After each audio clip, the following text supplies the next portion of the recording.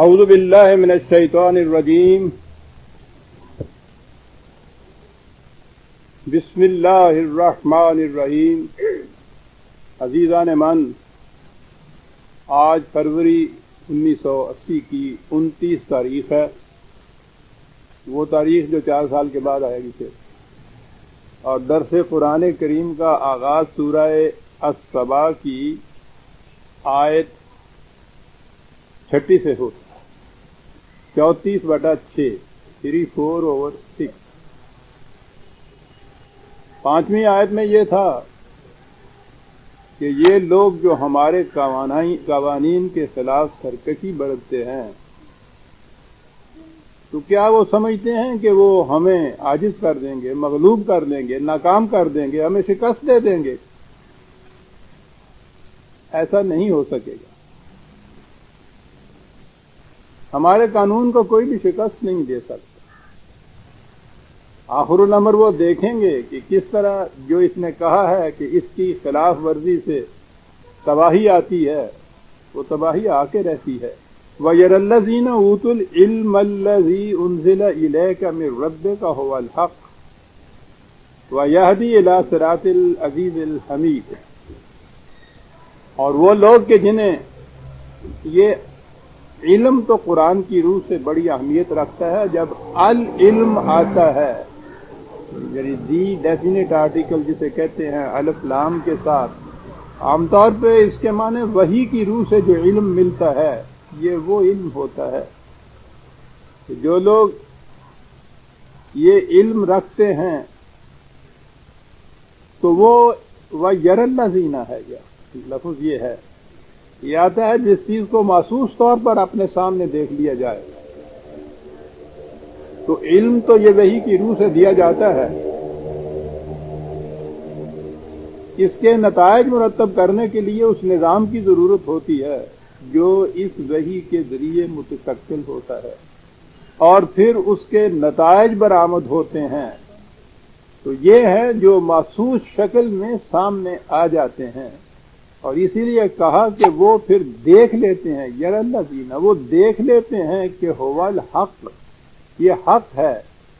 تو میں نے پہلے بھی کئی دفعہ کہا ہے، عربی زبان میں حق یا حقیقت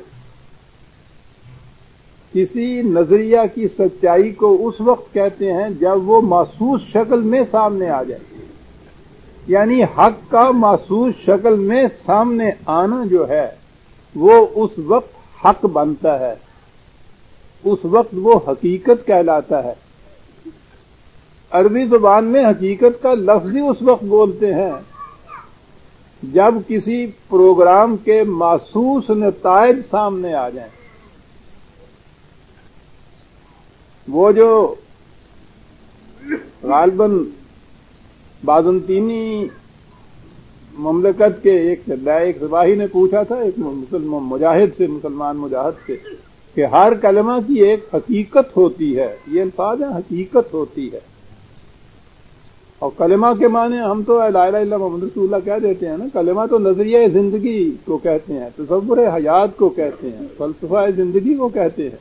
تو اس نے پوچھا تھا کہ ہر کلمہ کی ایک حقیقت ہوتی ہے، تم بتاؤ کہ تمہارے کلمہ کی حقیقت کیا ہے؟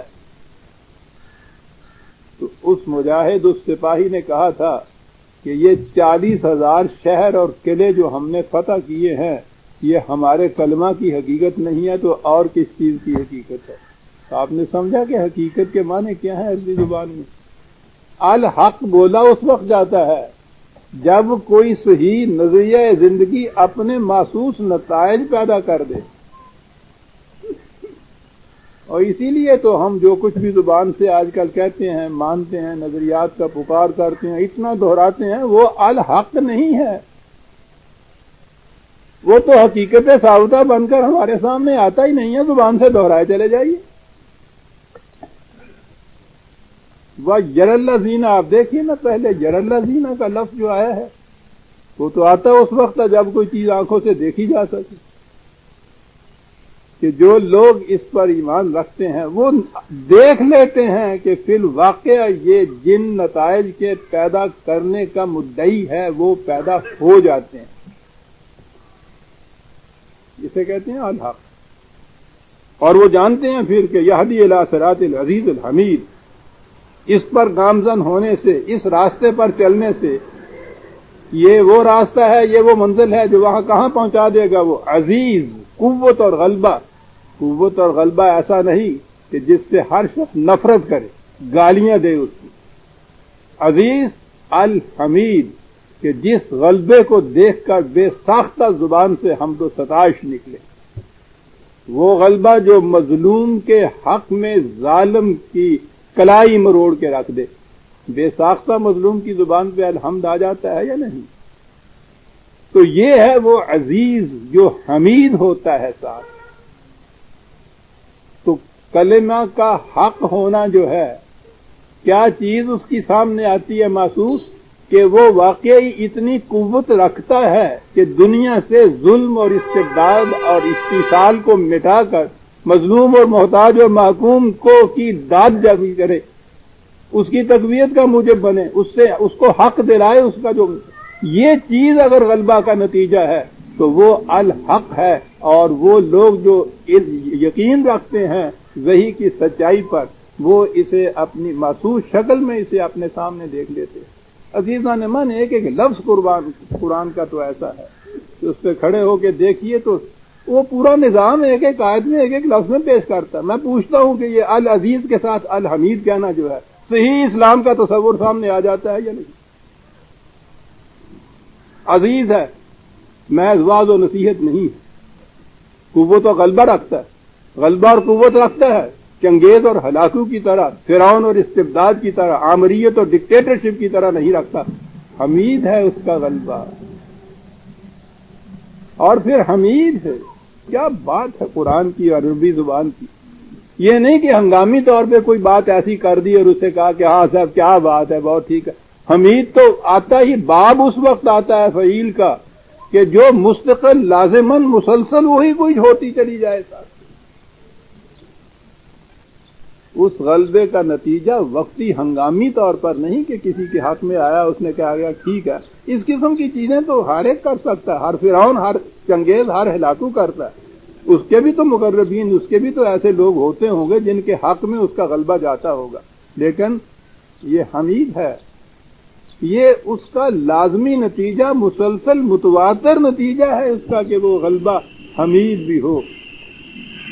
وقال الذین کفروا، اب آگے بات کہنے کے یہ جو نہیں ماننے والے اس قانون کے، جو یہ سمجھتے ہیں کہ نہیں غلبہ حاصل کر لیا جائے، کسی طرح غلبہ حاصل کر لیا جائے زندگی میں، اس غلبے کی روح سے دولت حاصل ہو جاتی ہے، عزت مل جاتی ہے، فتوحات مل جاتی ہیں، حکومت مل جاتی ہے. وہ کہتا ہے کہ اگر یہ لوگ سمجھتے ہیں کہ اگر قوت حاصل کر لی جائے تو پھر دنیا میں ہمیں کوئی پوچھنے والا نہیں. اور اس کے مقابلے میں یہ ایک دین، یہ ایک نظریہ حیات ہے کہ سوال یہ نہیں ہے کہ یہاں تم نے اگر ایسا انتظام کر لیا کہ تم جو جی میں آئے کرتے جاؤ، کوئی پوچھنے والا تمہیں نہ ہو، تو یہ بات نہیں کہ پھر اس کے بعد پھر چھوٹ گئے تم، معاملہ ختم ہو گیا. وہ یہ کہتا ہے کہ خدا کا قانون مکافات زندگی کے ساتھ چلتا ہے اور زندگی اسی دنیا میں ختم نہیں ہو جاتی. عزیزان من، دین، اسلام، الحق، یہ کلمہ، خدا پر ایمان، وہ صرف اس چیز پہ ایمان کا نام ہے کہ زندگی اسی طبعی زندگی فزیکل لائف کا نام نہیں. زندگی آگے بھی چلتی ہے اور چلتی ہے قانون مکافات عمل کے نتائج برآمد کرنے کے لیے. لہذا اگر یہاں کسی نے انتظام کر بھی لیا ہے کہ اس کے ظلم و استبداد کے خلاف اس کی کلائی پکڑنا، تو ایک طرف کوئی شخص زبان پہ بھی ایک حرف نہ لائے تو وہ یہ نہ سمجھے کہ میں پھر اس قانون کی گرفت سے بالا ہو گیا، مجھے اب کوئی پکڑ نہیں سکتا. زندگی مسلسل چلتی ہے. خدا کا قانون مکافات عمل یہاں بھی نتیجہ دیتا ہے، اور وہ یہاں اور وہاں کا سوال نہیں اس کے لیے. یہ ہے اصل ایمان کہ زندگی ختم نہیں ہوتی، سانس کے ختم ہونے کا نام موت یا زندگی کا خاتمہ نہیں ہے۔ قانون مکافات عمل جو ہے یہ جاری اور ساری رہتا ہے، خواہ یہاں زندگی ہو یا اس کے آگے مسلسل زندگی اور آگے چلے۔ یہ ہے اصل ایمان۔ یہ ایمان ہے تو خدا پر ایمان بھی آپ کا کام دے گا، وحی پہ ایمان، رسالت پہ ایمان، قرآن پہ ایمان۔ یہ باقی ایمان کائے کے لیے کہ دو قسم کے راستے بتا دیے گئے ہیں۔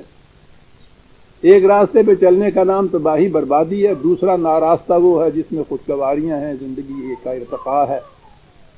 یہی ہے نا وحی، رسول نے یہی پہنچایا نا دین۔ تو بات تو اتنی ہے، لیکن اگر یہ ہو کہ نہیں صاحب زندگی اسی دنیا کی زندگی ہے، اس میں جو کچھ بھی جس طرح کر لے آدمی، موت کے ساتھ خاتمہ ہوا، قصہ ختم، تو پھر تو خدا پہ ایمان کے کیا مانے، وحی پہ ایمان، رسالت پہ ایمان، کیا فائدہ دے گا وہ ایمان؟ آپ ہے نا ایمان ہمارا، ہم ہی نہیں پوری دنیا کے مسلمان جو ایک ارب کے قریب آبادی نظر آتی، ایمان ہے نا خدا پہ، وحی پہ، رسول پہ۔ پھر یہ حالت کیوں ہے کہ وہ اصل علم جو ہے جس پہ ایمان ہونا ہے، یا جس کے لیے یہ سارا ایمان جتنا میں نے گنایا ہے یہ عناصر ایمان کے ہے، وہ اس علم پہ ایمان نہیں ہے۔ کسی کا بھی ایک فرد ہو، گروہ ہو، قوم ہو، جماعت ہو، حکمران طبقہ ہو، اگر اس کا ایمان یہ ہے کہ میرے نگاہ کی خیانتیں اور دل میں گزرنے والے خیالات بھی ایسے ہیں جس سے میرا مواخذہ ہو جائے گا، پکڑا جاؤں گا، سزا ملے گی اس کی، کسی کا ایمان اس کے اوپر ہو جائے، اس سے جرم سرزد ہی نہیں ہوتا، وہ کسی پہ زیادتی کر سکتا ہی نہیں ہے۔ اصل ایمان یہ ہے۔ کہا کہ یہ لوگ جو ہے یہ کہتے ہیں، اب کیا انداز ہے ان کے کہنے کا، وقال الذین کفروا هل ندلکم علی رجل ينبئکم اذا مزقتم کل ممزق انکم لفی خلق جدید۔ مذاق کرتے ہیں، استہزاء کرتے ہیں، ایک دوسرے کے سے کہتے ہیں کہ آؤ تمہیں بتائیں، تمہیں معلوم ہے یہاں ایک آدمی نیا پیدا ہوا، پتا ہے وہ کیا کہتا ہے؟ وہ کہتا یہ ہے کہ جب تم مر جاؤ گے اور ریزہ ریزہ ہو جاؤ گے، ہڈیاں بھی گل سڑ جائیں گی تمہاری، تو اس کے بعد پھر ایک نئی زندگی میں تم اٹھائے جاؤ گے۔ یعنی مذاق کرتے ہیں، استہزاء کرتے ہیں۔ افطرا علی اللہ کذبا ام بہی جنت، کیا کہا کہ یا تو یہ ہے کہ یہ شخص پاگل ہو گیا، اور اگر پاگل نہیں ہے، صاحب عقل و ہوش ہے، تو پھر یہ شخص بڑا ہی فریب کار ہے۔ اپنے جی سے ایک بات گھڑی ہے اور کہتا ہے کہ خدا یہ کہتا ہے۔ دونوں صورتیں آپ دیکھیے کیا عجیب چیز کہی ہے کہ یا تو پاگل ہو گیا ہے یہ، اور اگر ایسا نہیں ہے تو پھر بہت بڑا مکار ہے، فریب کار ہے۔ اپنے جی سے بات گھڑتا ہے، کہتا ہے خدا یہ بات کہتا ہے۔ بل الذین لا یؤمنون بالآخرۃ فی العذاب والضلال البعید۔ نے کہا کہ یہ اس سے زیادہ، یعنی یہ ہے وہ نقطہ ماسکہ دین کا، تو اس لیے سارے قرآن میں یہ چیز آتی ہے۔ قانون مکافات عمل کے محور کے گرد ساری تعلیم گھومتی ہے قرآن کی۔ وہ کہا کہ یہ لوگ جو اس طرح سے آخرت پر ایمان نہیں رکھتے، مستقبل پر ایمان نہیں رکھتے، اس زندگی کا مستقبل یا اس زندگی کے بعد کی زندگی آنے والی وہ بھی مستقبل ہے عزیزان من۔ فیوچر جو ہے وہ فیوچر تو ایک سانس کے بعد اگلا سانس بھی اس سانس کا فیوچر ہے۔ آنے والا کل ٹمارو جو ہے وہ آج کا فیوچر ہے۔ ایک فرد کی زندگی کے اندر جو اگلے ادوار آتے ہیں وہ آج کی زندگی کا فیوچر ہے، اور جب یہ فیوچر ہے، مستقبل ہے، اس زندگی کے بعد جسے آپ زندگی کہتے ہیں وہ بھی اس کا مستقبل ہے۔ اس لیے آخرت کا لفظ قرآن لایا ہے، فیوچر۔ اور اگر پیش پا افتادہ بات ہی لی جائے تو سیدھی بات ہے کہ جو قوم کل کا فکر نہیں رکھتی وہ قوم کبھی زندہ نہیں رہ سکتی. یہ کل کی فکر اس سے کہہ لیجئے نا مستقبل. قوم زندہ وہ رہتی ہے کہ وہ یہی نہیں کہ آج تو آرام سے گزرتی ہے.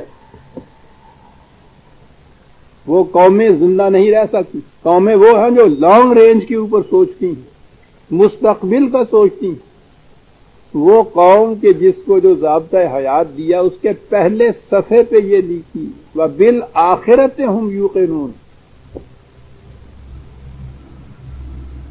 مستقبل کے اوپر وہ یقین رکھتی ہے. وہ قوم آج ہی کا نہیں سوچتی, اپنی آنے والی زندگی کا سوچتی ہے, آنے والی نسلوں کا سوچتی ہے. یہ تو پہلے صفحے پہ آپ کو یہ کہا گیا,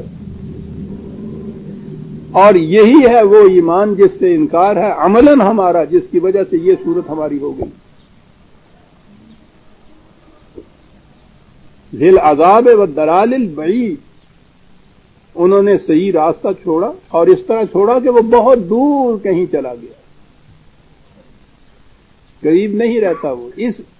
یہ جو ایمان ہے اس سے انکار, یا یہ جو کفر ہے آخرت یا مستقبل کے متعلق انکار جو ہے, اس سے انسان غلط راستے پر پڑتا ہے. اس سے ایسے غلط راستے پر جو اس کی منزل مقصود سے بہت دور اس کو لے جاتا ہے. کہا یہ آخرت کی زندگی کے متعلق اب یہاں تو کسی کو کچھ دکھا نہیں سکتا کہ واقعی یہ مستقبل کی چیز ہے. غور کرنے سے یہ چیز آئے گی, فکر کرنے سے چیز آئے گی.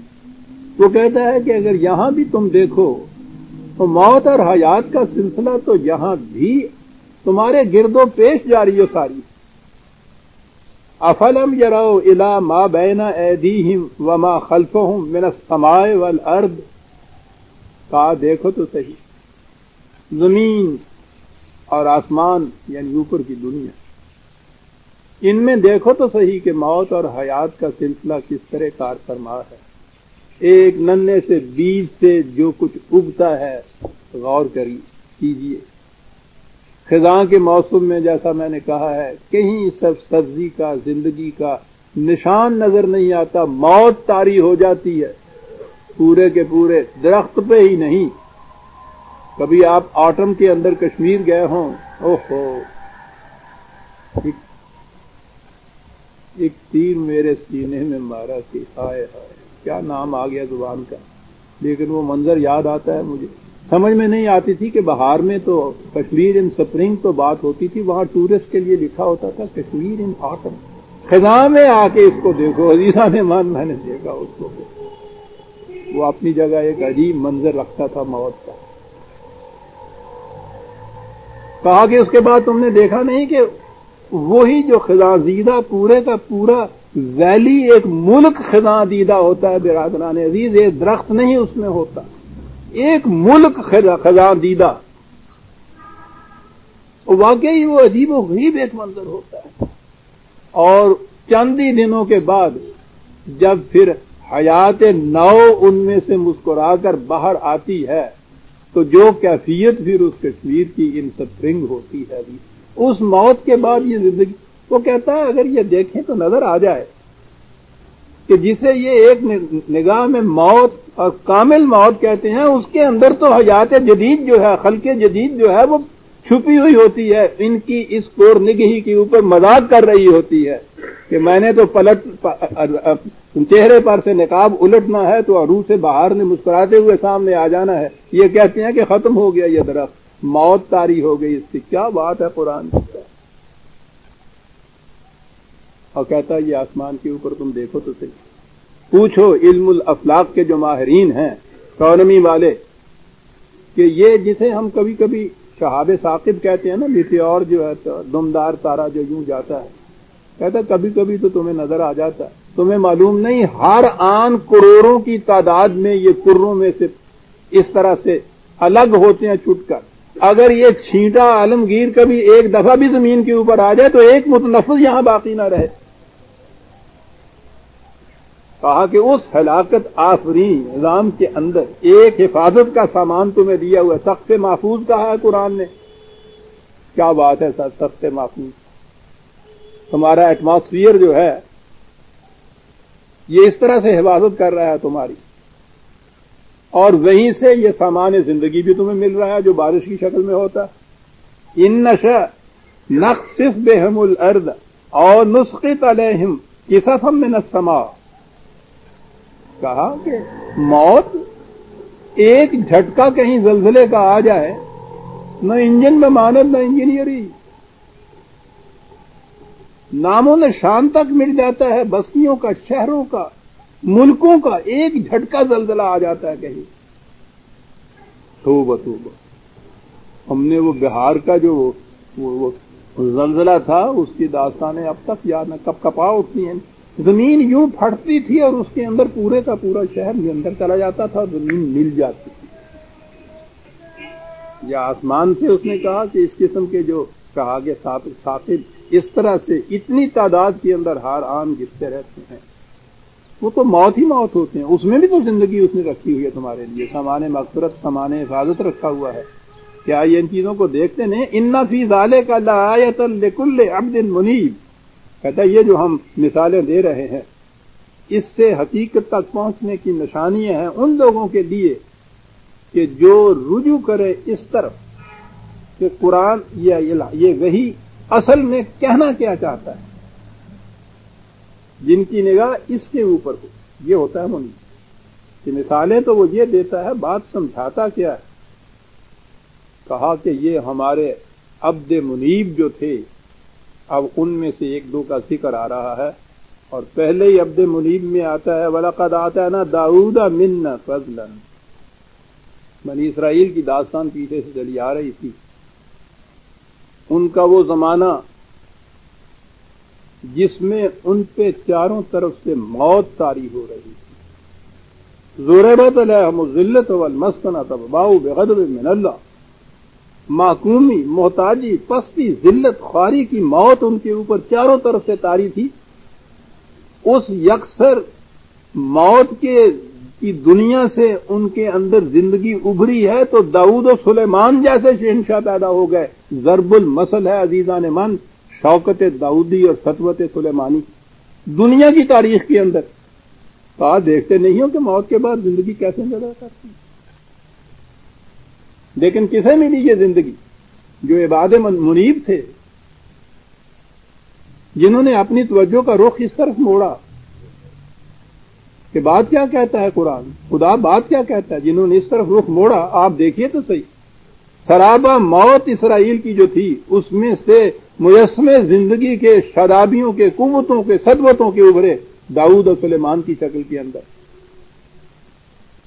آتینا داؤد منا فضلا، ایک ہی لفظ، بہت جامع لفظ، فضیلتیں بھی آ جاتی ہیں اس میں، قوتیں بھی آ جاتی ہیں، سطوتیں بھی آتی ہیں، دولت بھی آتی ہے۔ ایک لفظ جامع ہے عربی زبان کا، فضل جسے اسے کہا جاتا ہے۔ یہ ھذا من فضل ربی والا نہیں فضل ہے، وہ عبد منیب جو ہے جو ان کو ملتا ہے فضل۔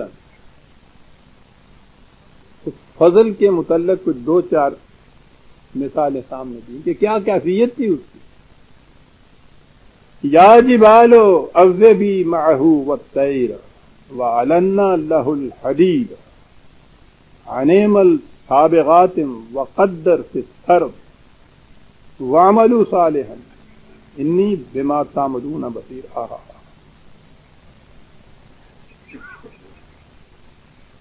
ہمارے ہاں کی تفسیریں اور ترجمے اٹھا کے دی،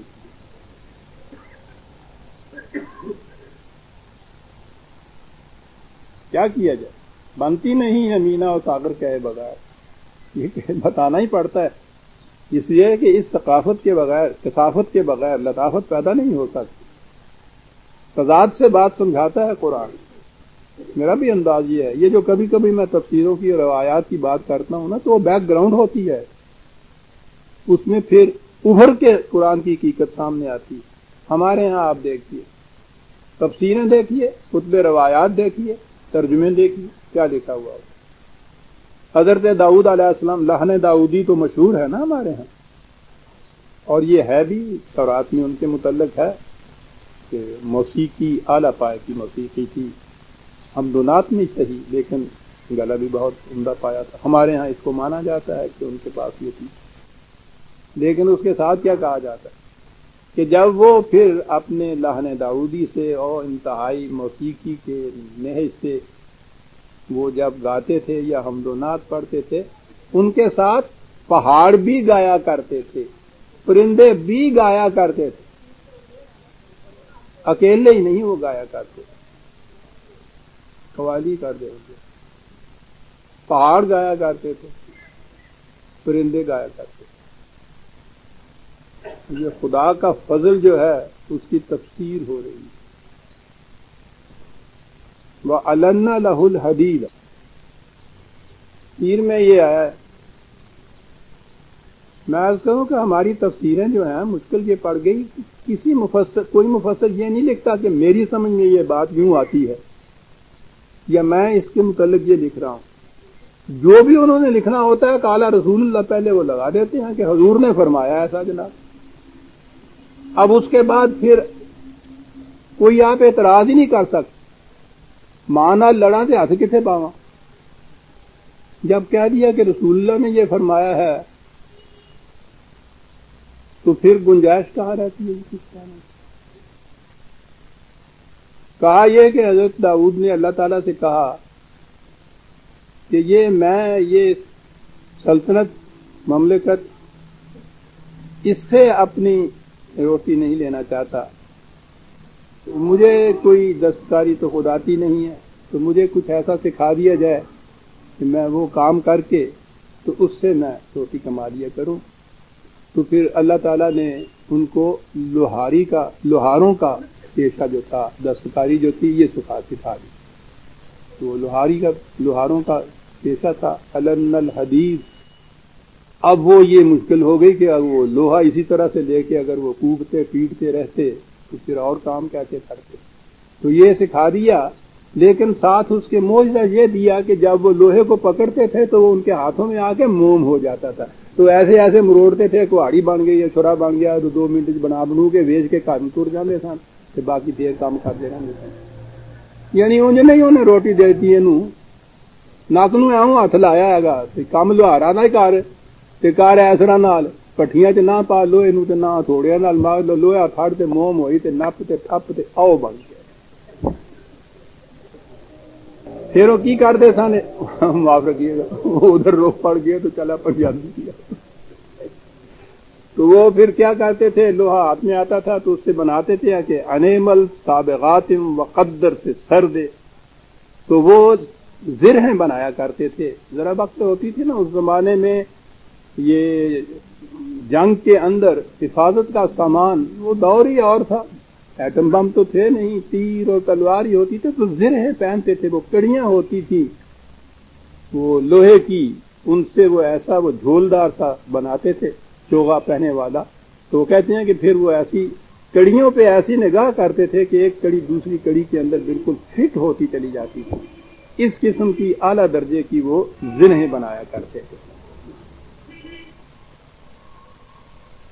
یہ ہے جو ہمارے ہاں تفسیروں میں ملتا ہے حضرت داؤد علیہ السلام کے متعلق کہ یہ کیا کرتے. یہ چیز تو ان کے ذہن میں بھی نہیں آتی کہ یہ رسول اور انبیاء کرام جو تھے ان کی سلطنتیں اور مملکتیں بڑی عظیم ہوتی تھیں. یہ سربراہ ہوتے تھے بڑی بڑی عظیم مملکتوں. یعنی باقیوں کے متعلق اگر آپ چھوڑیں بھی، قرآن کریم میں آپ دیکھیے شہادت ملتی ہے ان چیزوں کی 4/54. دیکھیے فضل کا لفظ یہاں آیا ہے. ام یحسدون الناس علی ما آتاہم اللہ من فضلہ. کہا کہ ان کو جو ہم نے عطا کیا ہے کہ اپنے فضل سے، یہی لفظ یہاں فضل آیا ہوا کہ اس پہ یہ حسد کرتے ہیں کہ ان کو کیا ملا، کیا چیز وہ ملی تھی. فضل جسے کہا گیا ہے، فقد آتینا آل ابراہیم الکتاب والحکمت. ٹھیک ہے، ضابطہ قانون دیا، علم و حکمت دیا. وَآتَيْنَاهُمْ مُلْكًا عَظِيمًا، بڑی عظیم مملکت دی ان کو، ابراہیم، اسحاق، یعقوب کی اندازہ لگائیے۔ قرآن کی شہادت ہے کہ ان کے ساتھ ان کو مملکت عظیم ملی۔ تو یہ نبی اور رسول جنہیں ہم کہتے ہیں وہ واز کرنے کے لیے نہیں آیا کرتے تھے، جنازے پڑھاؤ واسطے نہیں سی آتے۔ ملک عظیم قرآن کہتا ہے انہیں کہ یہ ساتھ دیا کرتے تھے ہم اس کو، اور یہ تھا وہ فضل خداوندی۔ خالص ملک عظیم میرا جو ہے وہ تو جیسا کا ہلاکو اور چنگیز اور ہٹلر تو ان کو بھی مل سکتا ہے، الکتاب اور والحکمت بھی تھا۔ ابھی میں عرض کروں گا کہ کتاب کے ساتھ حکمت کیا بات ہے قرآن کی ساتھ۔ تو یہ سمجھ لیجئے کہ یہ جن کا ذکر ہو رہا ہے وہ عظیم مملکت کی ان کی۔ ان کے متعلق دوسری جگہ ہے کہ یہ انبیاء کرام جو تھے اولی الایدی والابصار ہوتے، 38/41۔ دو چیزیں ان کو حاصل ہوتی تھی۔ ایدی، وہ صاحبان قوت ہوتے تھے، قوت اور اقتدار ہوتا تھا۔ ید یا جس کی جمع عید ہے، قرآن کریم میں قدرت کے لیے آتا ہے، طاقت کے لیے آتا ہے۔ طاقت بھی ان کو تھی، اور پھر دیکھیے قرآن کا اعجاز کہ ساتھ اولو الایدی والابصار، قوت اور بصیرت یہ دونوں حاصل ہوتی ہے۔ یہ ہے نا جو کتاب کے ساتھ حکمت میں نے عرض کیا تھا۔ کتاب تو مملکت کا ضابطۂ قوانین ہے، حکمت اس کے ساتھ بصیرت ہے۔ یہ ان کو جو مملکت ملتی تھی، ضابطۂ قوانین ان کو ملتا تھا، حکمت ملتی تھی، فہم، دانائی، بصیرت یہ ساتھ حاصل ہوتی تھی، اور یہ سب کچھ وہ وحی کی روشنی میں کرتے تھے۔ اب یہ دو چیزیں آپ دیکھیے قرآن نے جو اکٹھی کی ہیں، یہ ایدی والابصار۔ اقبال کہتا ہے، اسی کا وہ تفسیر کر دیتا ہے کہ رائے بے قوت ہما مکر و فسون، قوت نہ ہو اور خالی رائے ہو، حکمت ہو، سمجھ بھی ہو، اور قوت ساتھ نہ ہو، عصا نہ ہو تو کلیمی ہے کار بے بنیاد۔ رائے بے قوت ہما مکر و فسون، اگر عقل، ہوش مندی، تدبیر یہ ہے، قوت ساتھ نہیں ہے، تو پھر فریب کارانہ یہ چیز ہوگی، اور یا بھی یہ چیز محض توہم پرستانہ ہو جائے گی۔ کیا کہا اس نے مکر اور فسون کہہ کے؟ مکر ہے یہ جو آپ کے ہاں کا، یہ سیاست آپ کی جو ایسی ہے جس کے اندر ابھی قوت حاصل نہیں ہوتی، قوت حاصل کرنے کے لیے جو کچھ کرتے ہیں یہ سارا کچھ، وہ سارے کا سارا فریب کارانہ انداز ہوتا ہے۔ اور اگر وہ مذہب کی دنیا ہے تو ساری توہم پرستانہ چیز ہوتی ہے۔ فسون، رائے بے قوت ہما مکر و فسون، اور قوت بے رائے جہلست و جنون۔ قوت حاصل ہو اور اس کے ساتھ پھر یہ رائے حاصل نہ ہو، سمجھ نہ ہو، بصیرت نہ ہو، تو کیا ہوتا ہے؟ اندھے کے ہاتھ میں لاٹھ ہوتی۔ قوت بے رائے جہلس، یا تو وہ بالکل جہالت کی چیز ہوتی، جنون پاگل پن ہوتا ہے۔ قوت اور اس کے ساتھ عزیزان من یہ رائے کی بات جو کہتے ہیں نا، اگر اس کے ساتھ ریزن اور ریشنلزم نہیں ہے تو پھر جہل و جنون۔ اسی لیے قرآن نے کہا کہ اولی الایدی والابصار۔ اب بات سنیے کیا کہا ہے اس نے۔ داؤد کو مملکت عظیم دی، قوت دی، بصیرت دی، حکمت دی، اور اس کے ساتھ اتنی بڑی مملکت کے اندر وہ قبائلی زندگی تھی، بڑے بڑے قبیلے ہوتے تھے جن کے اوپر یہ ایک مملکت کا سربراہ ہوتا تھا، قبائل کے سردار ہوتے تھے، عربی زبان میں جبال کہتے ہیں بڑے بڑے سرداروں کو، پہاڑوں کی طرح محکم جو ہوں۔ مصیبت یہ ہے کہ یہاں عربی زبان پہ بھی یہ لوگ نگاہ نہیں رکھتے ہیں، لٹرل میننگ لیتے ہیں ہر چیز. جبال کہا ہے تو پہاڑی معنی ہیں، مجازی معنی جو اس کے ہوتے ہیں سمبولیکل، وہ عربی زبان کے اندر یہ عام یہ استعمال ہوتے ہیں. یہ الفاظ سرداروں کو کہتے ہیں اپنے مقام کے اوپر جم کے کھڑے ہوئے. آگے رہا یہ طیر جس کو پرندے کہتے ہیں. تاریخ اب بتا رہی ہے کہ حضرت سلیمان کے عہد میں زیادہ نمایاں طور پہ سامنے وہ ایک قبیلہ تھا جو گھوڑے پالتے تھے، اور وہ اتنے تیزی سے بھاگنے والے گھوڑوں کے رسالے ہوتے تھے اس زمانے میں فوج میں. ہمارے ہاں بھی کل تک ابھی رسالے ہوتے تھے، انگریز کی فوج میں بھی، ہندوستان میں بھی رسالے ہوتے تھے، فوج کے گھوڑے ہوتے تھے. اور اس زمانے میں تو ابھی یہ تیز رفتار گاڑیاں یہ تو چلی نہیں تھی، گھوڑے ہی ہوتے تھے جنگ کے لیے تیار. تو وہ قبیلہ تھا، وہ تیز رفتار گھوڑوں کے لیے تیر کا لفظ آتا ہے جسے ہم پرندہ کہتے ہیں، اڑ کے جانے والے گھوڑے. وہ گھوڑے پالتے تھے، وہ گھوڑے سپلائی کرتے تھے، گھوڑوں کو تربیت دیتے تھے. مملکت میں اس قبیلے کے لوگ کیونکہ اسپیشلسٹ ہوتے تھے اس کام کے لیے، جو رسالے ہوتے تھے ان کی فوجوں میں حضرت داؤد اور حضرت سلیمان کی فوجوں کے، ان کے نگران، ان کے تربیت دینے والے، ان کے افسر قبیلہ طیر کے لوگ ہوتے تھے. تاریخ بتا رہی ہے کہ یہ قبیلہ طیر تھا.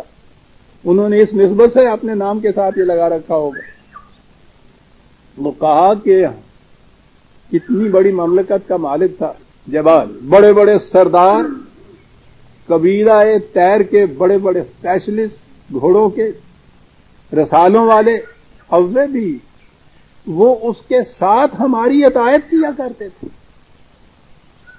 سرکش نہیں رہے تھے. وہ آگے چل کے آئے گا کہ حضرت سلیمان علیہ السلام کے بعد جب سلطنت کمزور ہوئی تو یہی لوگ کس میں سرکش ہو گئے تھے، وہ ہماری اطاعت کیا کرتے تھے. اب اس زمانے کی مملکت آئی. آج تو ہمارے ہاں آرڈیننس فیکٹریاں ہیں، اس زمانے میں بھی تو ان کو اسلحے کی ضرورت تھی، تلواروں کی. مملکت کی بات ہو رہی ہے عزیزان ایمان، ایک فرد داؤد کی بات نہیں ہو رہی ہے علیہ السلام. مملکت کے لیے اسلحہ کی ضرورت تھی. اسلحہ کے لیے تو لفظی حدید آتا ہے، لوہا جسے کہتے ہیں، وہ اسلحہ ہوتا ہی لوہے کا تھا. تو لوہے کا اسلحہ بناتے تھے، اور سب سے بڑی چیز جو وہ بناتے تھے مملکت کے لیے، لشکر کے لیے، فوج کے لیے اسلحہ، اس میں زرع بختر جو تھی اس کو بڑی اہمیت حاصل تھی. اور وہ ایسی بنواتے تھے قدر فی السر میں، ٹھیک ٹکانے پہ کڑیاں ان کی ملی ہوئی ہوتی تھی، اس قسم کا وہ اسلحہ بناتے تھے. اب یہ سمجھ میں آئی بات آپ کی کہ یہ پہاڑ اور پرندے گاتے تھے، ہاتھوں میں لوہا موم بن جاتا تھا. وہ یوں بنتا تھا، اسلحہ سازی تھی. لیکن یہ سب کچھ جو ہے وہ تو فرعون بھی کرتا تھا، ہلاکو بھی کرتا تھا. یہاں کیا فرق؟ کہا تھا کہ اس کے ساتھ وَعْمَلُوا صَالِحًا. واہ واہ. کہا تھا کہ اتنی بڑی قوت، اتنے بڑے ہتھیار، اتنے بڑے اسلحہ، یہ سب کچھ مملکت کے ضروری ہے، لیکن وَعْمَلُوا صَالِحًا، ان سے کام یہ لو کہ انسانیت کی صلاحیتیں بیدار ہوں. انسانیت کو کچلنے کا کام نہ ان سے لے لو. یہ ہے ایک نبی کے اسلحہ خانے میں، رسول کے اسلحہ خانے میں، اور ایک چنگیز کے اسلحہ خانے میں فرق. حدید اس کے پاس بھی ہوتا ہے، حدید ان کے پاس بھی ہوتا ہے. وَعْمَلُوا صَالِحًا. اور اس کے اوپر بات وہی آ گئی جو پہلے میں نے کہی کہ ایمان اس چیز پہ کہ انی بما تعملون بصیر.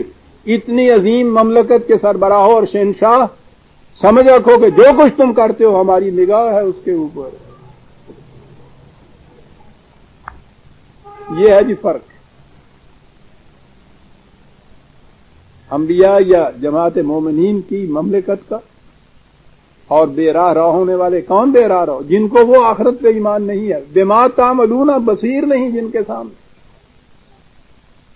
ان دونوں میں یہ فرق ہوتا ہے. اگر یہ نگاہ میں ہو کہ جو کچھ میں کر رہا ہوں کوئی دیکھنے والا ہے، پوچھنے والا ہے، میرے اوپر ایک اور پاور ہے، دنیا کی سیاست میں سورنٹی ہے نا سب سے بڑی چیز. سورنٹی کے معنی یہ ہے کہ جو اکاؤنٹیبل ٹو نن اس کا ترجمہ کیا جاتا ہے، وہ کسی کے سامنے جواب دہ نہیں ہوتی.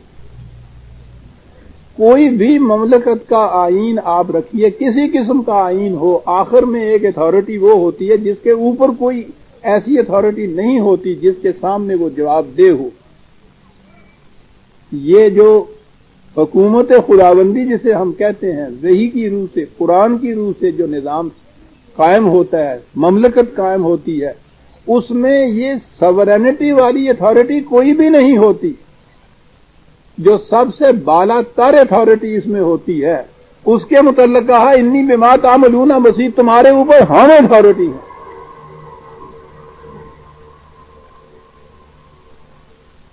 یہ ہے عزیزان من فرق، جسے آپ کہتے ہیں کہ صاحب یہ نظام اسلامی کیا ہوتا ہے، نظام مصطفیٰ کیا ہوتا ہے. پتہ ہے یہ سارا کچھ جو وہ میں نے کہا ہوا ہے نا، پانی جھڑکتے نے پے جڑے، اس میں سے کیا ڈھونڈ رہے ہیں کہ اس نظام کے اندر سورینٹی جو ہے وہ کس طرح سے قائم ہوگی. وہ کہتا ہے یہ تصوری باطل ہے، اس میں تو سورن پاور کوئی ہوتی نہیں اس مملکت کے اندر.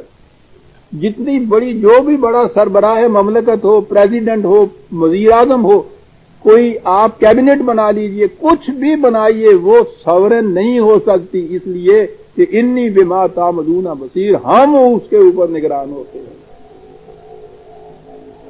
تو سورینٹی بلانگس ٹو گاڈ. الفاظ تو انہوں نے بھی رکھے تھے اپنے آئین کے وہ تمہید میں، پریمبل میں، لیکن کیا رکھا تھا؟ کہا تھا کہ انٹائر یونیورس جو ہے نا باہر کی، اس میں سورینٹی ہے خدا کی. جی ہمارے آپ کے اوپر نہیں، انسانوں پہ نہیں. معاملہ طے کر رہے تھے انسانوں کی مملکت کا، اور یہ اس کے اندر رکھا تھا. آپ دیکھیے نا کس طرح سے مذہب کا جو گاندھی جی بھی خوش رہے، راضی رہے سرکار بھی، مذہب بھی راضی ہو گیا. تو دیکھیے جی ہم نے لکھ دیا اس کے اندر کہ اقتدار اعلیٰ جو ہے وہ خدا کا ہوگا. کہاں ہوگا؟ خارجی کائنات میں. اور یہاں کو پارلیمنٹ کو ہوگا، پریزیڈنٹ کو ہوگا، امریکن سسٹم کا ہوگا، اور یہ چیزیں کر رہے ہیں. بہرحال بات دوسری طرف سے لکھی، اور بات ہے حضرت داؤد کی. عزیزان مان سامنے آ گئی ہے، پھر شاید موقع نہ رہے تو ایک چیز بڑی ضروری ہے جو میں کہہ دوں.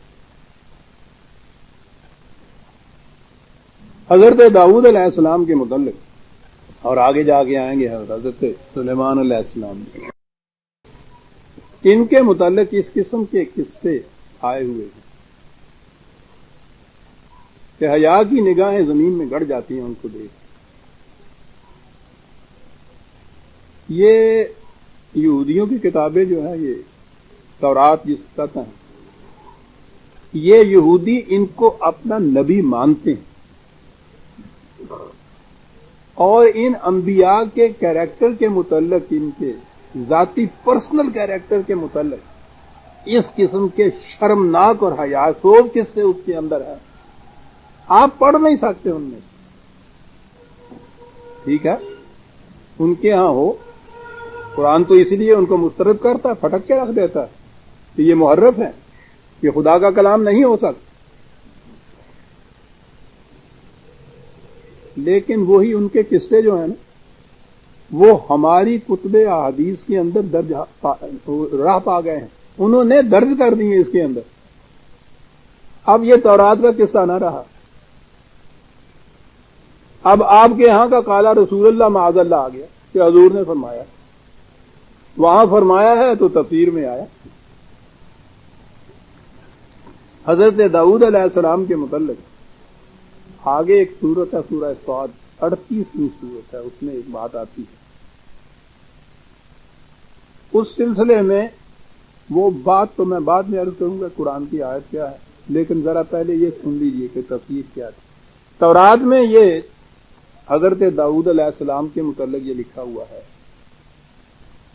اپنی بیٹی اور بہنوں کے معذرت کے ساتھ یہ عرض کرتا ہوں بات سمجھ میں نہیں آتی وہ تو وربیٹم مجھے بتانا پڑے گا، وہ تحریر میں وہ مجھے بیان کرنی ہوگی۔ اس میں یہ قصہ ہے کہ ایک روز شام کے وقت داؤد اپنے محل کی چھت پر ٹہل رہا تھا۔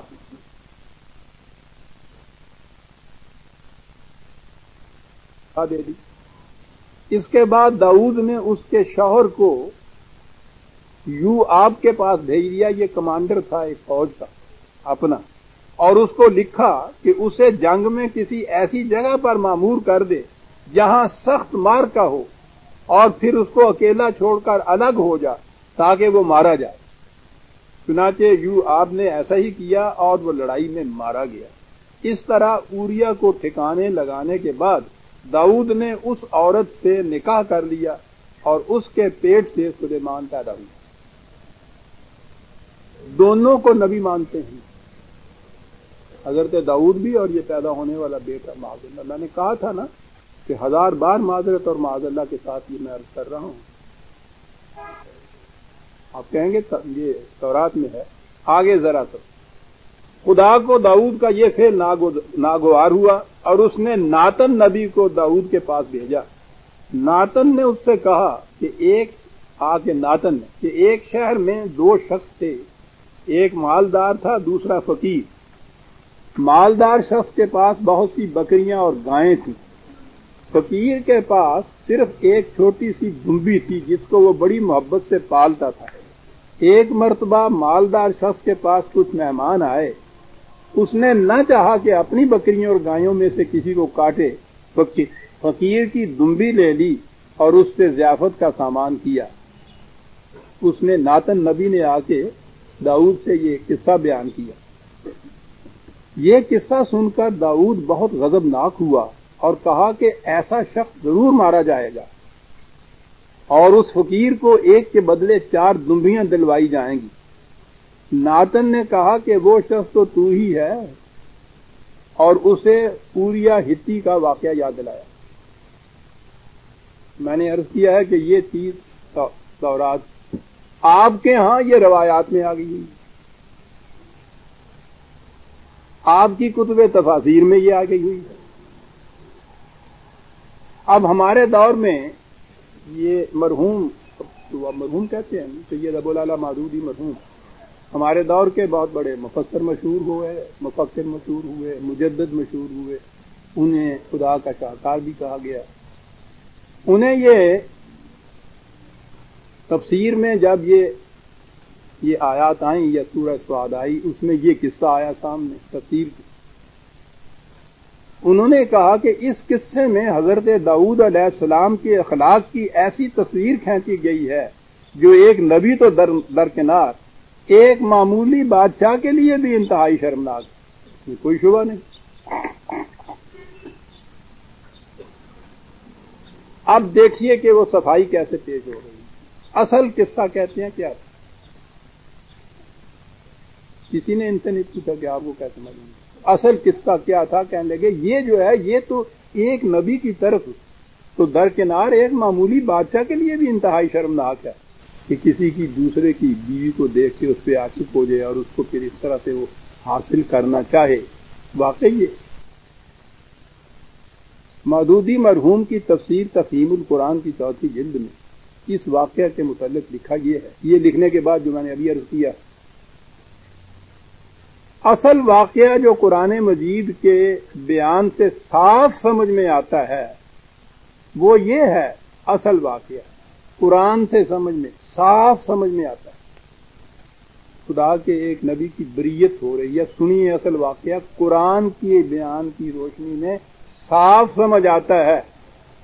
وہ یہ کہ حضرت داؤد علیہ السلام نے اوریا یا جو کچھ بھی اس شخص کا نام ہو، اس سے کو جو اس کی بیوی پہ عاشق ہوئے نا، تو اس سے محض یہ خواہش ظاہر کی تھی کہ وہ اپنی بیوی کو طلاق دے دے تاکہ میں اسے نکاح کروں۔ وہ بات کے صاحب اس نے اس کے خامد کو بھیج دیا، باقی توبہ توبہ معاذ اللہ، توبہ میری، ایک نبی تو درکنار ایک معمولی بادشاہ کے لیے بھی انتہائی شرمناک ہے۔ یہ نہیں کہ اصل بات جو قرآن کے بیان سے واضح ہوتی ہے اور صاف ہے وہ یہ تھا کہ انہوں نے جو اس کی بیوی کو دیکھا تو اس کے بعد اس کو بلایا اور اس سے یہ کہا کہ تم اپنی بیوی کو طلاق دو تاکہ میں اس سے نکاح کر سکوں. ہوگی نا بریت؟ کہا وہ بات کی معاذ اللہ. کہنے لگا دیکھو نا یہ پروپیگنڈا کرنے والے جڑے آگے نے دعائی پائی ہوئی آگی اتنے جتیاں پہ کس قدر جھوٹ ہے گا. جتیاں آ گئی سن اینے تو بجکانے سن. یہ بات ایک نبی کے گایا نے کہا. وہ اس طرح سے یہ بات نہیں تھی. اسے بلایا اور اسے کہا کہ اپنی بیوی کو طلاق دے دے. آگے سنیے. اور کیونکہ یہ خواہش ایک عام آدمی کی طرف سے نہیں بلکہ ایک جلیل القدر فرما روا اور ایک زبردست دینی عظمت رکھنے والی شخصیت کی طرف سے رعایا کے ایک فرد کے سامنے ظاہر کی گئی تھی، اس لیے وہ شخص کسی ظاہری جبر کے بغیر بھی اپنے آپ کو اسے قبول کرنے پر مجبور پا رہا تھا. کیا ہے حکومت خداوندی کا؟ سبحان اللہ. خدا کا رسول سربراہ ہے. اس کے اندر کیفیت یہ ہے کہ اس کا رعایا کا ایک فرد اپنے آپ کو مجبور پا رہا ہے اپنی بیوی کو طلاق دینے کے لیے تاکہ وہ اس کو لے لے. وہ فرد جو مجبور پا رہا ہے. عزیزان من، خدا کی مملکت میں بھی، اس کی حکومت میں بھی اگر یہ کیفیت ہو کہ ایک شخص مجبور پا رہا ہو سربراہ مملکت کی اس خواہش کو پورا کرنے کے لیے کہ اپنی بیوی کو طلاق دے کے اس کو خود میں دے دے، کیا حکومت خداوندی ہے؟ اور خدا کی حکومت وحی کے مطابق نبی اس کا سربراہ اور اس میں بھی یہ کیفیت ہو کہ رعایا کا ایک فرد مجبور پا رہا. کہتا ہے بلا ظاہرہ جبر کے. ظاہری جبر کی ضرورت ہی کہاں پڑتی. کہتا مجبور پا رہا تھا. یہ تھا وہ نظام جو یہاں قائم کرنے کے لیے یہ ساری کوششیں ہو رہی تھی. فرد مجبور پا رہا تھا کہ وہ طلاق دے. اس موقع پر کالی بھی کیتا تھے، تیلی بھی کیتا تھے، رکھا بھی کھاتا. اس موقع پر قبل اس کے کہ وہ حضرت داؤد کی فرمائش کی تکمیل کرتا، قوم کے دو نیک آدمی اچانک حضرت داؤد کے پاس پہنچ گئے. دو نیک آدمی ان کے پاس، اور انہوں نے ایک فرضی مقدمے کی صورت میں یہ معاملہ ان کے سامنے پیش کر دیا. یعنی یہ جرت نہیں ہوئی ان کو بھی آگے کہنے کی کہ تم نے یہ جو کچھ کہہ رہے ہو کس قدر غلط ہے، کس قدر زیادتی ہے. دو نیک آدمی آئے، یعنی جس کے پاس آئے یہ تو نیک نہیں تھا نا. دو نیک آدمی آئے، آگے بھی ان کو یہ جرت نہیں ہوئی کہ براہ راست صاف بات کہہ دے کہ تم آپ کیا کر رہے ہیں. یہ بات ایک فرضی مقدمہ، نیک فرضی مقدمہ. مجدد اس دور کے مفکر اعظم، خدا کا شاہکار ان کو کہا گیا. دو نیک آدمی آ کے فرضی مقدمے کی صورت میں یہ معاملہ ان کے سامنے پیش کر دیا. حضرت داؤد ابتدا میں تو یہ سمجھے کہ یہ واقعی کوئی مقدمہ ہے. کیا بات ہے اس پر سربراہ مملکت. انہوں نے اسے سن کر اپنا فیصلہ سنا دیا، لیکن زبان سے فیصلہ کے الفاظ نکلتے ہی ان کے ضمیر نے تنبیہ کی کہ یہ تمثیل پوری طرح ان کے اور اس شخص کے معاملے پر چسپاں ہوتی ہے. زبان سے فیصلے کے بعد یہ ذہن میں آیا، پہلے نہیں ذہن میں آیا. یہ تو بڑا ظلم ہو رہا ہے. فوراً یہ بات کی، اور جس فعل کو وہ ظلم قرار دے رہے ہیں اس کا صدور خود ان سے اس شخص کے معاملے میں ہو رہا ہے. یہ احساس دل میں پیدا ہوتے ہی وہ سجدے میں گر گئے اور توبہ کی اور اپنے فعل سے رجوع فرما دی. بریت ہو گئی نا حضرت داؤد علیہ السلام کی، خدا کے ایک نبی. کس قدر وہ قیامت میں ان کے ساتھ احسان مند ہوں گے ان کو کہ اللہ تیرا بھلا کرے گی. ورنہ میں تو دو دنیا تو جان تو گیا آیا، آپ نے میری بریت وہاں کر دی. کہ اصل واقعہ، اور بریت کر دی کہتے ہیں قرآن سے جو اصل واقعہ صاف طور پر سمجھ میں آتا ہے کہ وہ یہ چیز تو ان کے ذہن میں تھی. وہ مجبور ہو رہا تھا طلاق دینے کو، قبل اس کے کہ وہ یہ کر گزرتا 2 نیک بندے ان کے پاس آئے، فرضی مقدمہ ایک ان کے سامنے پیش کیا، انہوں نے فیصلہ سنا دیا کہ واقعی بڑی زیادتی ہے۔ فیصلہ سناتے ہی ضمیر نے تنبیہ کی، ضمیر نے، خدا کا کوئی حکم، خدا کی کوئی وحی، اس کی روح سے نہیں یہ بات ہوئی، تنبیہ کی، پہلے نہیں کی تنبیہ، اس نے تنبیہ کی کہ یہ تو بڑا ظلم ہو رہا، اور پھر ذہن میں آیا کہ یہ تو وہی بات ہے اس شخص کے ساتھ جو میرا معاملہ ہو رہا ہے، بڑا ظلم کر رہا ہوں، سجدے میں گر گئے، توبہ کی، معافی مانگی خدا کے ہاتھ سے، اپنے فعل سے رجوع فرما لیا۔ غور فرمایا آپ نے کہ کس طرح سے تورات کے ان افسانوں کی اصلاح ہو رہی ہے، قرآن سے کیا بات صحیح صاف ثابت ہو رہی ہے۔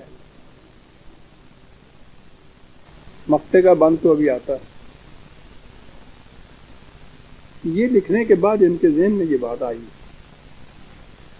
کہ اس سے تو یہ کھٹک پیدا ہوتی ہے کہ خدا کے رسول، ان سے بھی یہ کچھ ہو جایا کرتا تھا۔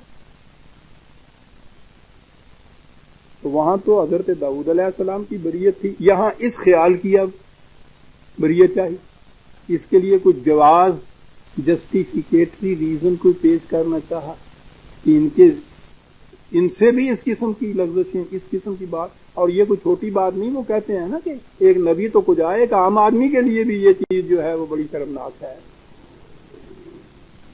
نبی کے متعلق یہ کہا، اب اس کے بعد جسٹیفیکیشن کہا۔ بعض لوگ اعتراض کرتے ہیں کہ اس قسم کی لغزشوں کا انتصاب عصمت انبیاء کے خلاف معلوم ہوتا ہے۔ ہمارے ہاں یہ چیز ایمان میں داخل ہے، انبیاء کرام معصوم ہوتے ہیں، یعنی ان سے گناہ یا معصیت خدا کی نہیں ہوتی، عصمت انبیاء ایمان میں داخل ہوتی ہے۔ کہتے ہیں بعض لوگ یہ خیال کرتے ہیں کہ اس قسم کی لغزشوں کا انتصاب عصمت انبیاء کے خلاف معلوم ہوتا ہے۔ جواب سنیے صاحب، لیکن ان حضرات نے شاید اس پر غور نہیں کیا۔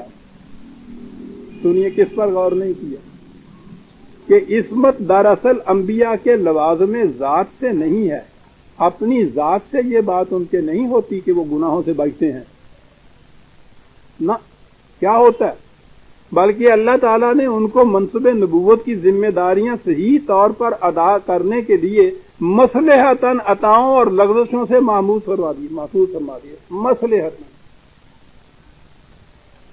خدا نے ان کو محفوظ فرما دیا ہوا ہے۔ اپنے طور پہ وہ بااخلاق صاحب کردار نہیں تھے، خدا نے نبی بنایا اور اس کے بعد یہ آیا کہ یہ میرا بنایا ہوا نبی میرے نام پہ یہ کچھ کرے گا، اگر اس سے یہ کچھ ہونا شروع ہو گیا تو وہ تو ہماری بدنامی ہوگی، مصلحتاً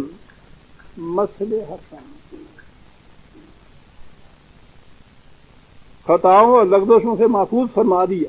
ورنہ اگر اللہ تعالیٰ کی حفاظت تھوڑی دیر کے لیے بھی ان سے منفک ہو جائے، الگ ہو جائے، تو جس طرح عام انسانوں سے بھول چوک اور غلطی ہوتی ہے، اسی طرح انبیاء سے بھی ہو سکتی۔ عزیزان من، انبیاء کی سیرت اور اخلاق کا مثال قرآن کریم نے قیامت تک کے لیے اسوہ قرار دیا ہے۔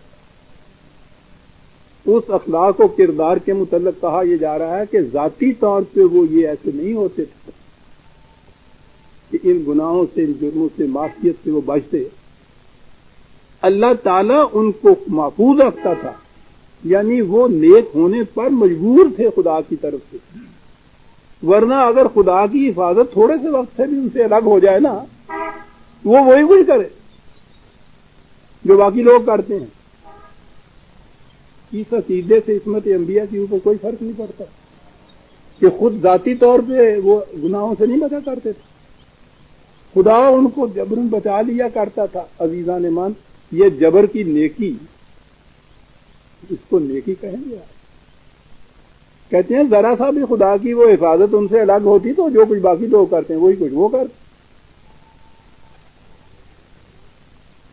شیخ صاحب وہی کرتے ہیں جو سب کرتے ہیں، یہ الگ بات ہے، ہم ان کا ادب کرتے ہیں۔ انبیاء کرام کے متعلق ان کی جو بلندی سیرت ہے، اس کے لیے کہہ رہے ہیں اپنی ان کی ذاتی نہیں ہوتی تھی، جس طرح حوالات میں دیا ہوا وہ چور چوری نہیں کر سکتا نا. معاذ اللہ یہ پیش ہو رہی ہیں انبیاء کی صحت. آگے پھر کہ صاحب یہ اس قسم کی بات تو ہو گئی, یہ کیسے ہوئی؟ کہتا اور ایک لطیف نقطہ یہ ہے, لطیف نقطہ یہ ہے, ایک طرف ہو جائیے صاحب, توجہ بڑھتی ہے لوگوں. ایک لطیف نقطہ یہ ہے کہ اللہ نے بالارادہ ہر نبی سے کسی نہ کسی وقت اپنی حفاظت اٹھا کر ایک دو لفظ سے سرزد ہونی دی. بالارادہ مصلحتاً تو وہ کیا, اور بالارادہ یہ کیا کہ اپنی وہ حفاظت ذرا سی رکھ کی اور وہ گرے. ایک دو لفظیں سرزد ہونے دی. کیوں؟ کہتا بڑی مصلحت, تاکہ لوگ انبیاء کو خدا نہ سمجھ لیں اور جان لیں کہ یہ بشر ہے, خدا نہیں ہے.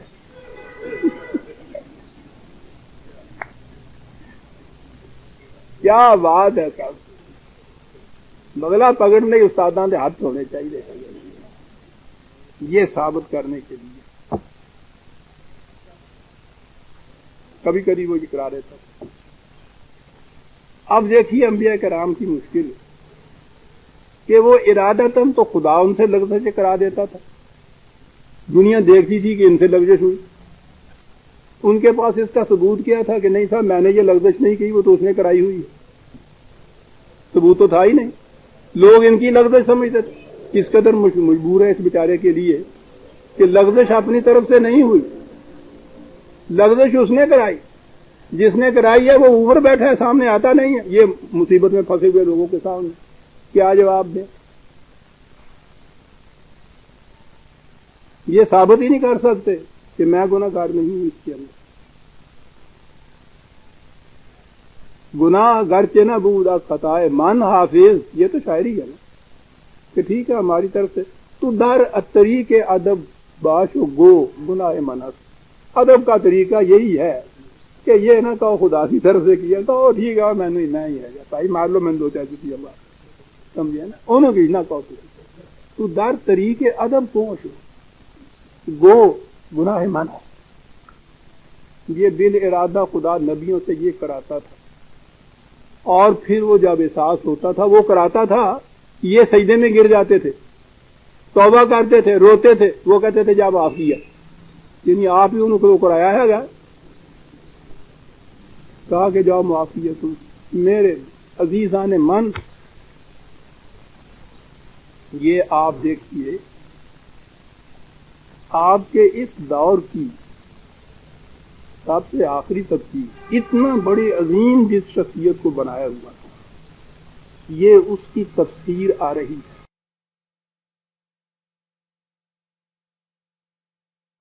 بہرحال ان کا معاملہ ان کے خدا کے ساتھ. میں اتنا ضرور عرض کر دوں گا کہ کم از کم ہمارے ہاں کی نئی نوجوان تعلیم یافتہ نسل کو اسلام سے برگشتہ ہی نہیں, متنفر کرنے میں جتنا کام یہ شخص کر گیا ہے نا, کسی اور نے نہیں کیا.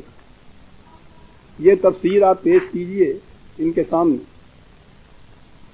سوچئے کہ خدا کے متعلق کیا تصور ہوگا, خدا کے انبیاء کے متعلق کیا تصور ہوگا. پہلے جو کچھ آتا تھا ہم کہتے تھے کہ یہ تورات کے افسانے ہمارے ہاں داخل ہو گئے. وہ یہ کہہ رہے ہیں کہ قرآن مجید سے صاف طور پر جو بات سمجھ میں آتی ہے وہ یہ ہے, اور اس کی توجیہ یہ پیش کی جا رہی ہے کہ یہ انبیاء خود نہیں گناہوں سے مجتنب رہتے تھے, وہ تو خدا ان کو بس حفاظت میں رکھتا تھا تو رہتے تھے. ذرا ان کی حفاظت کہتے ہیں, ذرا حفاظت ذرا ادھر ہوئی تو جو عام آدمی کرتے ہیں وہی کو یہ کرتے تھے, اور پھر خدا بال ارادہ ان سے کرا دیتا تھا. خدا کرا دیتا تھا. عام لوگ تو ذرا لغزش ہو تو کم از کم اتنا تو کہہ دیتے تھے کہ صاحب شیطان نے یہ کچھ کرا دیا, لا حول. ٹھیک, یہ بیچارے نبی یہ بھی نہیں کہہ سکتے.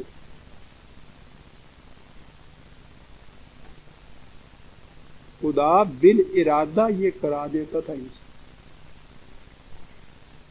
اور پھر ان کے اس زندگی کو، ان کی سیرت کو، ان کے کردار کو قیامت تک کے انسانوں کے لیے خدا اسوہ حسنہ بھی قرار دیتا تھا۔ یہ عزیزان من، یہ ہے جو تفسیر آخری آپ کے سامنے آ رہی ہے قرآن۔ ٹھیک، پرویز صاحب کے کفر کا فتویٰ لگنے سے یہ چیزیں بھول نہیں جاتی۔ ٹھیک ہے، کافر سے اس سے بھی زیادہ کچھ کہہ لو عزیزان من، لیکن جن تحریروں سے خدا پر، انبیاء کرام پر، اس کی وحی پر، اس کے رسولوں پر اس قسم کا داغ پڑتا ہو، کم از کم میری غیرت تو اس کی اجازت نہیں دیتی تھی کہ میں اس کو برداشت کروں۔ ٹھیک ہے، کسی اور کو مسلط ہو یا نہ ہو، میں 30 سال سے ان کے خلاف جہاد کرتا رہا۔ خدا کے لیے قوم کو، نوجوان تعلیم یافتہ طبقہ کو اسلام سے متنفر نہ کرو۔ ان کے ترجمے ساری دنیا میں شائع ہو رہے ہیں، پتہ نہیں کہاں سے روپیہ، انگریزی میں ترجمے شائع ہو رہے ہیں۔ کیا کہے گی دنیا آپ کے اسلام اور آپ کے قرآن اور آپ کے خدا اور آپ کے رسولوں کے متعلق؟ میرا خیال ہے کہ آپ انتظار میں ہوں گے کہ وہ آیتیں کون سی ہیں اور کہا کیا گیا ہے اس کے اندر، جس سے یہ قصہ اوریا نبی کی بیوی کا اور طلاق دینے کا آ گیا، اور جہاں سے کہا قرآن سے صاف جو پتہ لگتی ہے وہ یہی تھا کہ انہوں نے بلا کے، تو جو قرآن کے بیان سے صاف پتہ چلے اس میں تو صاف ہونا تھا، یہ نہ لکھا ہوا، تو آپ کے ذہنوں میں ہوگا، آپ انتظار کر رہے ہوں گے کہ وہ آیتیں تو آئے سامنے۔ یہودیوں کی سرمایہ پرستی جو ہے یہ تو دنیا میں ضرب المثل ہے، بڑی سرمایہ دار قوم، انتہا تک سرمایہ داری پہنچتی ہے۔ سرمایہ داری کی بنیاد کس پہ ہوتی ہے؟ بڑا سرمایہ چھوٹے سرمایہ کو اپنی طرف کھینچے، یہ ہے بنیاد۔ مایا کو مایا ملے کر کر لمبے ہاتھ، تلسی داس غریب کی کوئی نہ پوچھے بات۔ بڑا سرمایہ چھوٹے سرمایہ کو کھینچتا ہے۔ وہ گاؤں کا تھا نا ایک زمیندار، اس نے سن رکھا تھا کہ روپیہ روپے کو کھینچتا ہے۔ اس نے کہا کہ دن رات محنت کرنے کے بعد بھی کچھ نہیں بنتا، 1 روپیہ کسی طرح سے اس نے اکٹھا کر لیا، لے لیا۔ شہر میں اس نے دیکھا کہ صراف کی دکان کے اوپر ڈھیر لگا ہوا ہوتا ہے روپے کا۔ اس نے کہا بس ٹھیک ہے طریقہ، روپیہ روپے کو کھینچتا ہے۔ وہ گیا وہاں دکان کے سامنے، ادھر کھڑا ہو کے اپنا روپیہ لیا اور کھنڈ سے اس کے ڈھیر میں ڈال دیا۔ وہ صراف بھی بنیا تھا، یہودی، دیکھتا رہا۔ اب یہ اس کے بعد انتظار میں ہے کہ میرا روپیہ کھینچ کے لائے، کیونکہ روپیہ کو کھینچتا ہے نا۔ کچھ عرصہ کھڑا رہا تو اس نے پوچھا کہ میاں صاحب آپ کیسے کھڑے ہیں اس انتظار میں؟ کہنے لگے جی میں نے سنا یہ تھا کہ روپیہ کو کھینچتا ہے، میں نے اپنا روپیہ پھینکا، اب انتظار میں ہوں کہ وہ کھینچ کے لائے۔ تو کچھ نظر آتا ہے کہ غلط ہی تھا جو میں نے سنا تھا۔ کہنے لگا نہیں میاں صاحب، غلط نہیں تھا، وہ بالکل سچی بات ہے، روپیہ کو کھینچتا ہے، اس ڈھیر نے آپ کے روپے کو کھینچ لیا، جائیے گھر اپنے۔ کھینچتا ہے روپیہ کو، بڑا روپیہ چھوٹے کو کھینچتا۔ یہ اصل ہے سرمایہ پرستی کی۔ انتہا تک پہنچ چکا تھا یہ نظام ربا کا اس دور میں۔ حضرت داؤد علیہ السلام کے ذمہ یہ بھی تھا، اس لیے کہ قرآن نے، اب آ گئی جی 38ویں سورت، سورہ صاد، پہلے اس کی 26ویں آیت کیجیے۔ یا داؤد انا جعلناک خلیفۃ فی الارض فاحکم بین الناس بالحق ولا تتبع الہویٰ۔ داؤد تمہیں یہ مملکت دی ہے، تمہیں سربراہ بنایا ہے، صاحب اقتدار بنایا ہے، تو اس لیے کہ حق کے ساتھ لوگوں کے فیصلے کرتے اور کسی کی مفاد پرستی کی کوئی رعایت نہ کرو۔ بہت بڑی چیز، اس لیے یہ مملکت ملتی تھی۔ اب یہ جو مقدمے تھے، یہ ربا کے لین دین کے، چھوٹے سرمایہ کو کھا گیا بڑا سرمایہ دار۔ کہا یہ ہے کہ ایک دن ان کے پاس ایک مقدمہ آیا،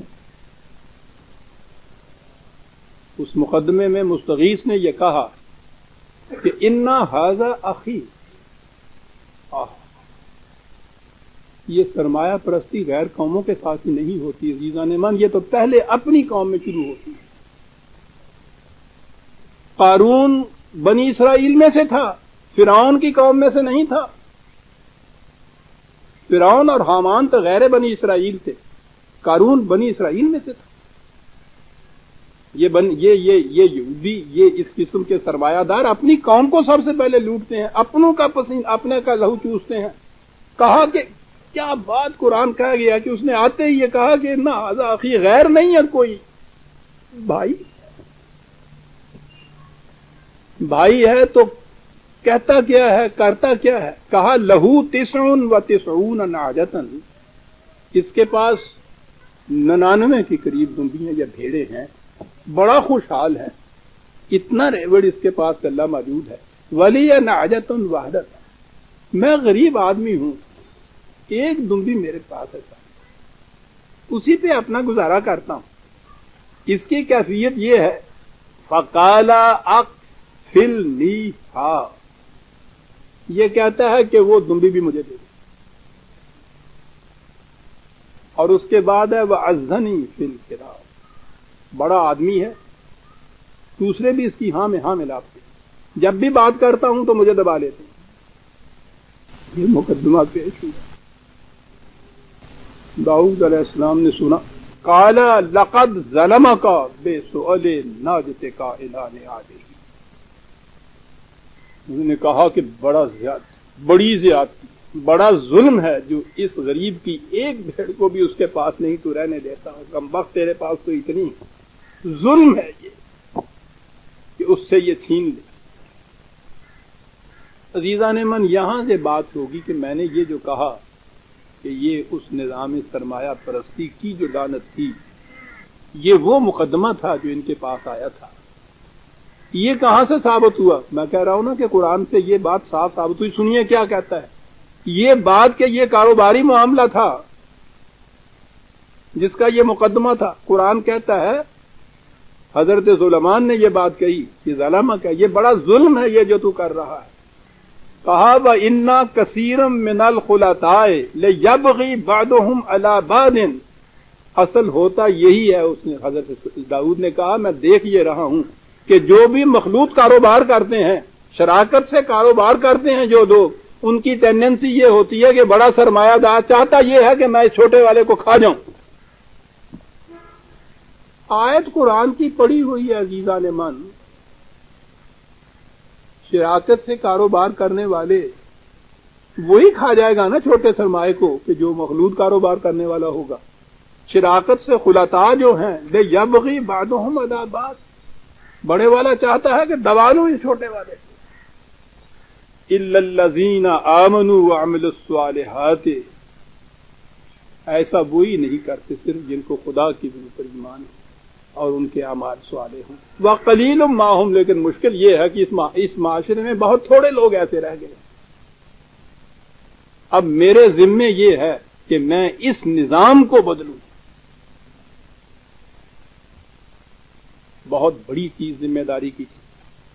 یہ تھا جو اس مقدمے کا فیصلہ، اور یہ تھا جو حضرت داؤد علیہ السلام نے کہا کہ یہ ہے میرے ذمے جو خدا نے لگا دیا ہے، اور یہ بہت بڑی چیز. وَظَنَّ داؤد أَنَّمَا فَتَنَّاهُ فَاسْتَغْفَرَ رَبَّهُ وَخَرَّ راكعًا وَأَنَابَ، اس نے یہ خیال کیا کہ یہ بڑا سخت مشکل مرحلہ ہے. وہ واقعی بڑا مشکل مرحلہ ہوتا ہے. یعنی یہ میدان جنگ میں بڑی بڑی قومیں تو شکست دے دیتی ہیں ان کو، لیکن یہودیوں کو کوئی قوم آج تک شکست نہیں دے سکی. صاحب سرمایہ داری ایسی چیز ہے کم وقت، بڑا مشکل مرحلہ ہے. لیکن اگر خدا کی حفاظت میرے ساتھ رہی تو کوئی بات مشکل نہیں ہے. اس لیے وہ خدا کے قوانین کے سامنے جھکتا ہوا اس کام کے لیے تیار ہو گیا. فَغَفَرْنَا لَهُ ذَلِكَ، ہم نے بھی حفاظت کا سامان اس کو پہنچایا. وَإِنَّهُ لَهُ وَإِنَّا لَهُ عِندَنَا لَزُلْفَىٰ وَحُسْنَ مَآبٍ، اس عمدگی سے اس نے اس کو سر انجام دیا کہ ہمارے مقربین میں سے ہو گیا وہ شخص. یہ ہے جو نبی کرتا ہے، اس لیے اسے مملکت ملتی ہے. یہ تھا وہ مقدمہ جو سامنے آیا. یہ قرآن نے بتایا ہے کہ خلطاء کرتے کیا ہیں، اور یہ عزیزان من ساتھ بیان. پوریا ہتی کی بیوی کہیں دیکھ پائی، اس کے شیدا ہو گئے، اس کے خامن کو بلا کے کہا کہ اس کو طلاق دے دے. نیک آدمیوں نے کہا کہ یہ کیا کر رہا ہے، یہ اتنا بڑا ظلم ہے۔ اس سے احساس پیدا ہوا، خدا کے یہاں سجدے میں گئے، توبہ کی، اس نے معاف کر دیا، اور پھر آگے اس کی توجیہ کہ خدا یہ کچھ ان سے کرا ہی دیا کرتا ہے کہ جس بھی عورت پہ تمہاری نظر آ جائے اس کے خاوند کو بلا کے یہ کچھ کہا کرو، ہم کراتے ہیں اس کو بے ارادہ تم سے یہ بات۔ عزیزان من، یہ ہے وہ خود جائیے، 38ویں سورت ہے یہ، اور 23 سے 25-26 تک یہ آیات ہیں۔ آپ پھر ترجمہ ہی دیکھیں گے اس کا کیا ارادہ ہے، لیکن اس میں اس پہ ذہن میں رکھیے اس کو جو قرآن نے کہا کہ خلطاء جب بھی آپس میں شراکت کے معاملے کرتے ہیں تو ان میں سے ان کی کوشش یہ ہوتی ہے کہ جو بڑا فریق ہے وہ چھوٹے فریق پہ غالب آ جائے، کھا جائے اس کو، کسی طرح سے دبا جائے اس کو۔ اور اسی لیے کہا تھا داؤد علیہ السلام سے کہ تمہیں اس لیے خلیفہ بنایا ہے کہ حق کے ساتھ فیصلے کر، کسی کی مفاد پرستی کی طرف کی رعایت نہ کر، اس لیے کہ انی بما تعملون بصیر، جو کچھ بھی تم کرتے ہو ہم دیکھ رہے ہیں کہ تم کیا کر رہے ہیں۔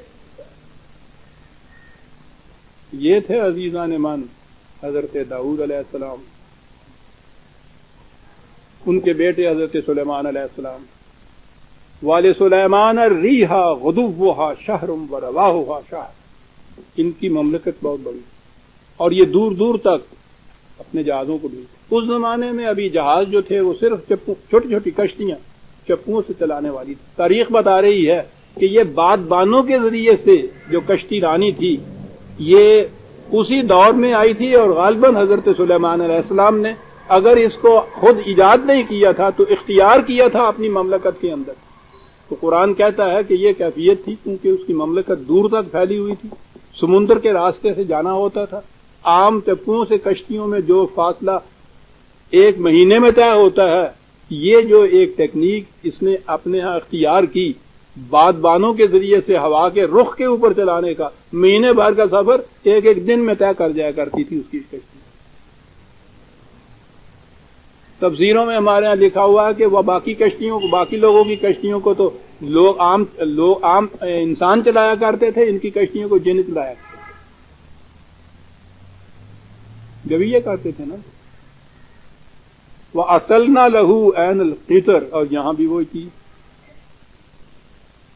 تانبے کا اس انداز سے اس نے اپنے اسلحہ سازی میں تانبے کا استعمال کیا کہ وہ تانبا سخت دھات نہیں، بہتا ہوا چشمہ بن جاتا تھا۔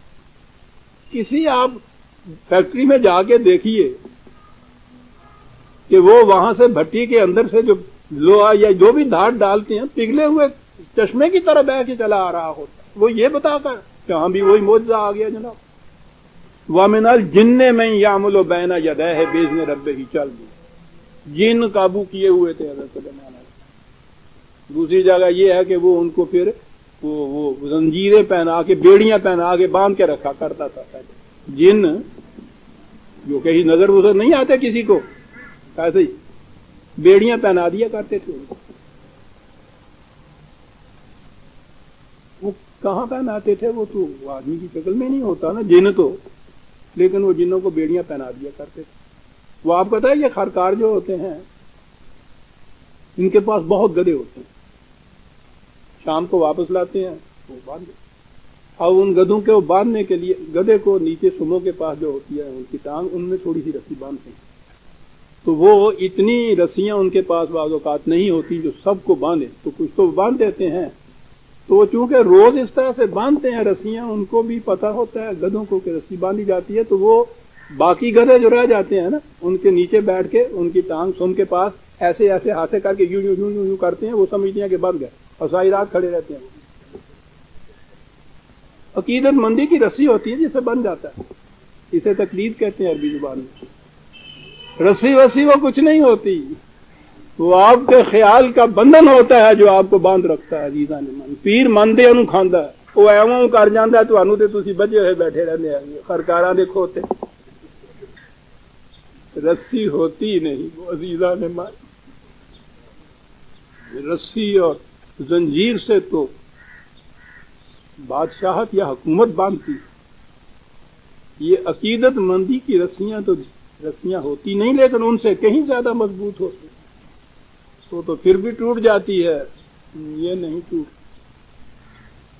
من الجن من یعمل، یعنی اب جن کا ترجمہ انہوں نے وہ جن کیا اور ہر معاملے میں جن آ گئے۔ عزیزان مان عربوں کے ہاں یہ پوچھ لیجئے کہ وہ تو جن کے معنی ہیں نگاہوں سے عام طور پہ دور رہنے والے، پوشیدہ رہنے والے۔ جتنے بھی یہ خانہ بدوش لوگ ہوتے ہیں، صحرا نشین ہوتے ہیں، یہ بدو ہوتے ہیں، پہاڑوں کے اندر رہنے والے جتنے لوگ ہوتے ہیں، ان کو عرب جن کہتے ہیں۔ شہری انسانوں جو رہنے والے لوگ ہوتے ہیں ان کو ناس کہتے ہیں۔ ناس کے معنی یہ متمدن طور پہ ایک دوسرے میں مل جل کر رہنے والے، مل جل کر رہنے والے ان کے ہاں ناس کہلاتے تھے۔ یہ باہر پہاڑوں کے اندر، صحراؤں کے اندر یہ خانہ بدوش بدو اب بھی عرب میں یا ان علاقوں کے اندر آپ جا کے دیکھیے بیشتر آبادی ان لوگوں کی ہوتی ہے۔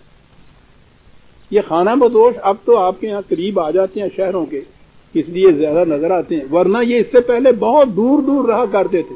ان میں سے وہی کوئی بندر نچانے والا، کوئی سپیرا، وہ تو نظر آتا تھا، ان کے گھر بار والے کوئی نظر ہی نہیں آیا کرتے تھے، یہ سارے جن ہوتے تھے۔ یہ پہاڑی سرکش جو لوگ تھے، حضرت سلیمان نے اپنی فوج میں ان کو لا کے رکھا، بہت بڑے بڑے کاریگر تھے یہ۔ میں یعمل بین یدیہ باذن ربہ، قانون خداوندی کے مطابق وہ ان کے کام سر انجام دیتے تھے۔ وَمَن يَزِغْ مِنْهُمْ عَنْ أَمْرِنَا نُذِقْهُ مِنْ عَذَابِ السَّعِيرِ، وہ یہ کہتے ہیں کہ وہ کوئی سرکشی کرتا تھا تو یہ کہتے ہیں کہ ان کو پھر خدا ان کی کھال ادھیڑ دیا کرتا تھا۔ وہ سیدھی سی بات ہے، فوج کے اندر ان کو رکھا ہوتا تھا، اس سے اگر کوئی سرتابی کرتا تھا تو اس کو واقعی سزا ملتی تھی۔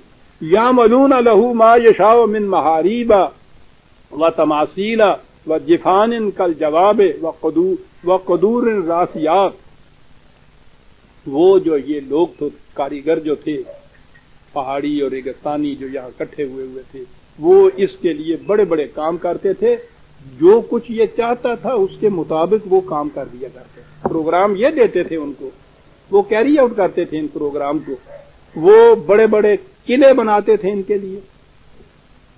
اب بھی تاریخ بتا رہی ہے کہ حضرت سلیمان علیہ السلام کے زمانے میں یہ جو ہیکل بنا ہوا ہے بیت المقدس کا ان کا، یہ اس زمانے میں بنا تھا۔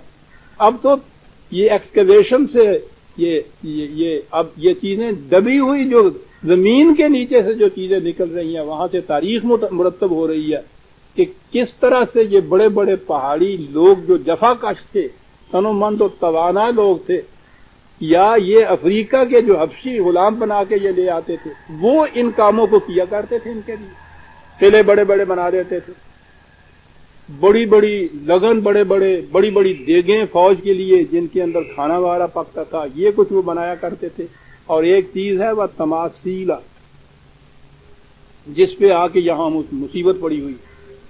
ہمارے ہاں تو یہ فقہ کے قانون میں تصویر بنانا شرعاً حرام ہے نا۔ اب اس دور کے اندر جو تصویریں کتنی شروع ہوئی یہ فوٹو سے، کوئی اخبار نہیں جس میں یہ تصویر نہ آتی۔ پھر تو وہ پوز دے دے کے بھی بنوائی ہوئی ہوتی۔ کس کا بھی اعتراض ہوا، پھر مجھے وہی مرحوم یاد آ گئے، انہوں نے یہ فتویٰ دیا تھا کہ تصویر کھنچوانا حرام ہے۔ اب ان کی تصویریں جو ہے اس طرح سے وہ آنی شروع ہو گئی۔ ان سے اعتراض کیا ان کی جماعت کے لوگوں نے کہ پھر یہ کیسے ہے، زندگی کیا کیا جائے؟ آپ کو بیٹھے ہوئے کوئی آدمی اگر بندوق کی گولی سے مار دے تو آپ اس کا کیا علاج کرتے ہیں؟ اے بندوق نال مرے ہوئے سن جنہ دے آئے ہو ایڈے ایڈے فوٹو چھپ دے سن، فوٹوگرافر دی بندوق نے مارے، مرنے والا تو فقط بعد سے مر جاتا۔ یعنی اندازہ لگائیے کہ کیا شریعت سے مذاق کیا، اور جس پہ یا تو اگر حرام کہا ہے تو ضبط کرو اپنے اوپر۔ ان سے کہا کہ آپ کے سامنے فوٹوگرافر ہوتا ہے تو وہ یہ کچھ کرنے لگتا، روکتے کیوں نہیں آپ ان سے؟ ان کا یہ فتویٰ ہے کہ کوئی شخص جو اس طرح سے برائی بھی کرے اس کو زبردستی روکنا نہیں چاہیے، کر دینا چاہیے۔ کہا کیوں؟ کہتا گناہ اس کو ہوتا ہے مجھے تھوڑا ہوتا ہے، کرن دے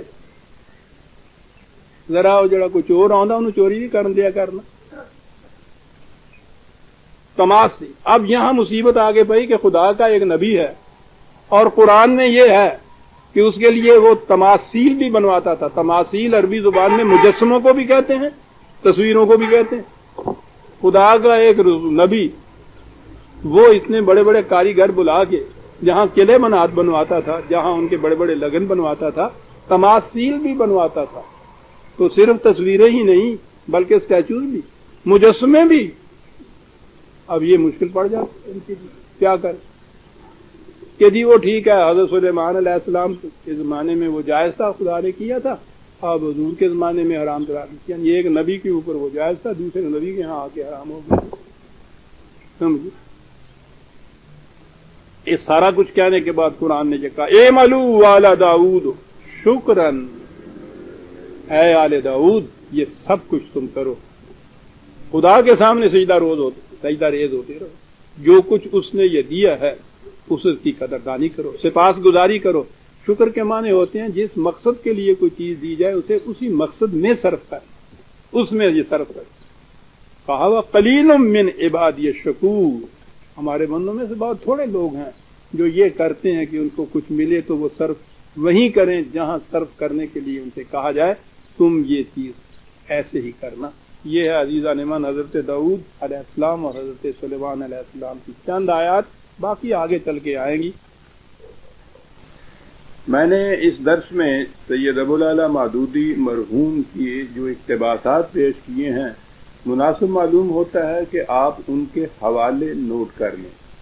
وہ جو مقدمہ سامنے پیش ہوا تھا حضرت داؤد علیہ السلام کے، اس کا حوالہ ہے مودودی صاحب کی تفسیر تفہیم القرآن جلد 4 صفحہ 328 طبع اول.